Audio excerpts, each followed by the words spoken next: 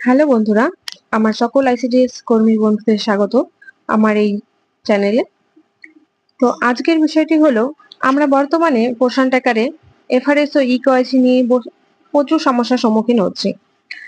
তো আজ যে সমস্যাটা নিয়ে আলোচনা করব সেটা হলো, শিশু যদি মায়ের আধারের সঙ্গে মোবাইল নাম্বার লিংক করা না থাকে, তো সেক্ষেত্রে আমরা কিভাবে শিশুটির ইকেওয়াইসি বা আধার ভেরিফিকেশন করতে পারবো। তো এর দুটো পদ্ধতি আছে, আমি দুটোই আপনাদেরকে বলে দেবো।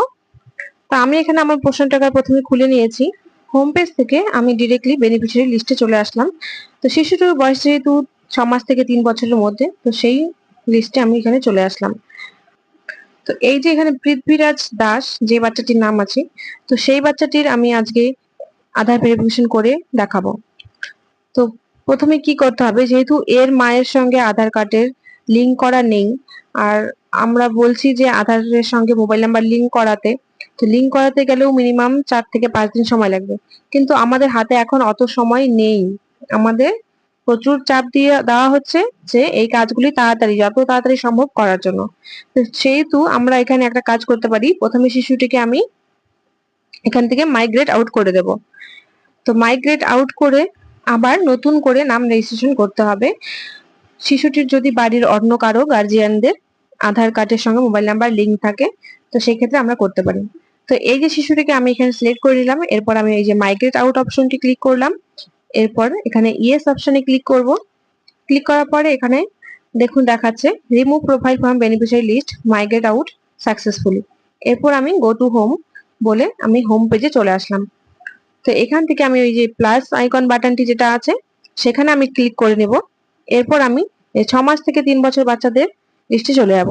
এরপর যেহেতু শিশুর মায়ের আধার কার্ড দিয়ে নামটি উঠবে না, গার্জেনের আধার কার্ড দিয়ে নামটি উঠবে, তাই আমি এখানে গার্জেনের আধার কার্ড সিলেক্ট করে নিলাম। এরপর আমি এখানে আধার নাম্বার এবং আধারের সঙ্গে যেই মোবাইল নাম্বার লিংক করা হয়েছে সেই মোবাইল নাম্বারটি আমি এখানে এন্টার করব। আপনারা এখানে ঠিক মতো আধার কার্ডের নাম্বার এবং মোবাইল নাম্বার ঠিক মতো এখানে লিখবেন। এরপর যে মোবাইল নাম্বারটি আমি এখানে দেব, সেই সেই মোবাইল নাম্বারই একটি 4 সংখ্যার ওটিপি যাবে। তো ওটিপিটি দিয়ে তারপরে আমি এখানে সাবমিট করে দেব। আমার এখানে নেটওয়ার্ক স্লো ছিল বলে একটু দেরি হচ্ছিল, কেননা এই ইকেওয়াইসি করতে গেলে প্রপার নেটওয়ার্কের প্রয়োজন, আর অবশ্যই একটি 5G ফোন সেট দরকার। তা আমার এখানে ওটিপি চলে আসছে, তা আমি সেই ওটিপিটি এখানে দিয়ে দেব ভেরিফিকেশনের জন্য। আর হ্যাঁ, অঙ্গনারী দিদিদের বলছি, যাদের 4G সেট ফোন আছে, তো তাদের কিন্তু ইকেওয়াইসি করতে গিয়ে আর বেশি করে সমস্যার সম্মুখীন হতে হচ্ছে, কেননা ফটো ক্যাপচারের জায়গায় ভিডিও অপশনটি বারবার চলে আসছে। তো আপনারা চেষ্টা করবেন 5G সেট কেনার। তো এরপর আমি এখানে ওটিপি দেওয়ার পর আমার এই ইন্টারফেসটি চলে আসলো, যেখানে আমাকে আবার আধার কার্ডটি নাম্বার দিয়ে সাবমিট করতে হবে। তো আমি এখানে আধার কার্ডটি নাম্বার দিয়ে দিলাম। এরপর নিচে একটি ক্যাপচা কোড আছে, তো ক্যাপচা কোড আমি এখানে ভালো মতো দেখে দিয়ে দিচ্ছি। তো আপনারাও চেষ্টা করবেন ক্যাপচা কোডটি ভালো মতো দেখে দেওয়ার, ভুল না হয়ে যায়। ক্যাপচা কোডটি সঠিকভাবে এন্টার করার পর এখানে নেক্সট অপশনটিতে ক্লিক করব। এবার নেক্সট অপশনটিতে ক্লিক করার পর এখানে এরকম একটা ইন্টারফেস চলে আসবে। তো তারপরে এখানে আবার একটি 6 ডিজিটের ওটিপি যাবে সেই মোবাইল নাম্বারে যেটা আধারের সঙ্গে লিংক করা আছে। তারপর মোবাইল থেকে দেখে এখানে 6 সংখ্যার ওটিপিটি আমি এন্টার করে কন্টিনিউ অপশনে ক্লিক করলাম। এরপর এখানে যে পেজটা আসবে সেটাও কন্টিনিউ অপশনে ক্লিক করব। এরপর এখানে দেখাচ্ছে যে ইকেওয়াইসি সাকসেসফুলি কমপ্লিট। তো আমার ইকেওয়াইসি হয়ে গেছে। এবার যে ফটো ক্যাপচারের অপশন আসবে, তো সেটা চলে আসলো। তারপর আমি এখানে ফটো ক্যাপচার করে নিব। তো ফটো ক্যাপচারের সময় অবশ্যই গার্জিয়ানকে চোখ ব্লিঙ্ক করতে বলবেন এবং ফেস যাতে স্ট্রেট থাকে সেটাও খেয়াল রাখবেন। তারপরে এখানে গ্রিন হয়ে যাবে সার্কেলটি, তো সেটা দেখে বুঝে যাবেন যে ফটো ক্যাপচার হয়ে গেছে। এবার আমাদের ফটোটাকে ক্যাপচার করার পর এখানে ভেরিফাই ফটো বলে ডান দিকে নিচে একটি অপশন আসবে, তো সেটাতে আমি ক্লিক করলাম।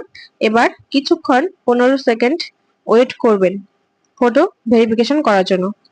তো ফটোটা যখন ভেরিফিকেশন হয়ে যাবে, এরপর এখানে দেখুন ফেক্স ভেরিফিকেশন সাকসেসফুলি দেখাচ্ছে। তার মানে আমার এফআরএস এবং ভেরিফিকেশন যেটা হয়ে গেছে।